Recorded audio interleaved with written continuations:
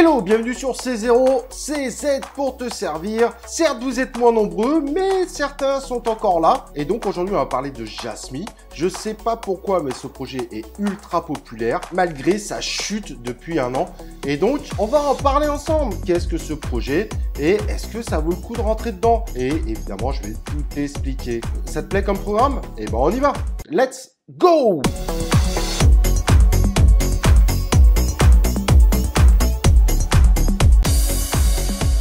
Donc les équipes de Jasmy sont en train de travailler autour de la décentralisation des données et avec pour objectif d'amener à une démocratie des données. Joli terme, mais qu'est-ce que cela veut dire?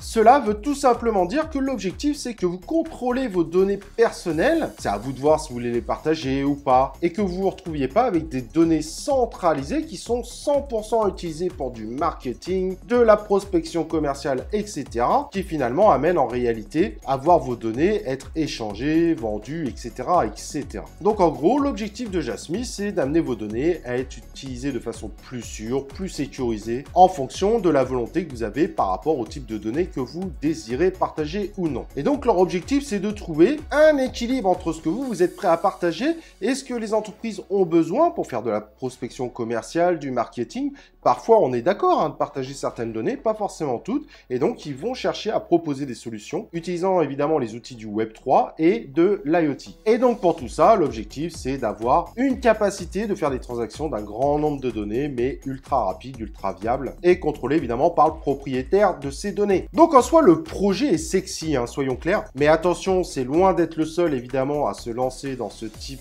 de projet, mais le plus gros problème au final de ce projet, c'est pas le projet en soi qui est vraiment prometteur, avec un ancien de Sony d'ailleurs à l'intérieur. Le problème, c'est la tokenomics. Et la tokenomics est un véritable problème sur Jasmy. On l'a déjà vu, le token a divisé par 100. Et si on prend même son ATH à plus de 200, certains doivent sacrément pleurer évidemment au niveau de leur investissement. Et aujourd'hui, on a l'impression que le token est au plus bas de tout. Comment il pourrait faire pour ne pas remonter? Le problème, c'est qu'au final, quand on analyse la tokenomics actuelle, seuls 9% des tokens sont en circulation. Et donc, on est sur un market cap potentiel déjà de 1 milliard. Donc oui, le token peut remonter, mais il peut aussi sacrément s'effondrer. Si les gens récupèrent leur token sur un token où ils ont l'impression qu'il n'y a plus du tout d'avenir, en réalité, ce token peut quand même aujourd'hui encore diviser par 10. Et c'est pas une blague. Évidemment, c'est pas forcément le seul scénario. Il peut aussi remonter. Mais est-ce que maintenant, vous voyez ce projet faire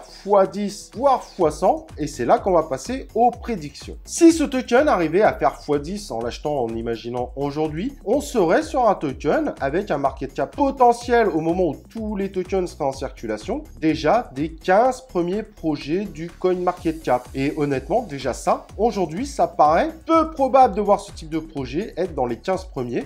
C'est pas impossible, mais ça semble aujourd'hui improbable. Alors on est d'accord, on n'est pas sur une bonne période, mais s'il faisait x100, il atteindrait tout simplement la 3e place du CoinMarketCap, donc avec ses 100 milliards. Honnêtement, quand on voit ce type de projet, ça semble juste totalement méga improbable. Même si, évidemment, on peut pas dire impossible à 100%, mais ça semble totalement improbable. Il y a plein de projets qui travaillent sur ce type de projet de données, de sécurisation de données, de partage. Alors je suis d'accord, Jasmy se démarque légèrement. De là à imaginer qu'il va prendre la 3e place du CoinMarketCap, ce qui serait le cas même si le marché repartait en bull run. Ça, il faut pas l'oublier. Moi, ça me paraît juste totalement impossible et je pourrais pas me permettre de vous dire que ce token fera x100. Donc, conclusion, ce token peut évidemment remonter, mais si vous investissez dessus, vous avez intérêt de prendre des sacrées garanties, des sécurités, stop loss, etc., etc., parce qu'il a aussi une possibilité encore de diviser par 10 assez facilement. Certes, ce projet a une véritable hype. Maintenant, je trouve que la hype est largement démesurée par rapport à ce que propose le projet. Pas en termes d'intérêt, car le projet est intéressant, mais en termes de tokenomics. La tokenomics est complètement aberrante sur ce projet depuis le début. Voilà, j'espère qu'au moins je t'ai éclairé sur ce projet. N'oublie pas le like sur la vidéo. N'hésite pas à dire ce que tu en penses évidemment en commentaire. Et nous, on se retrouve pour une prochaine vidéo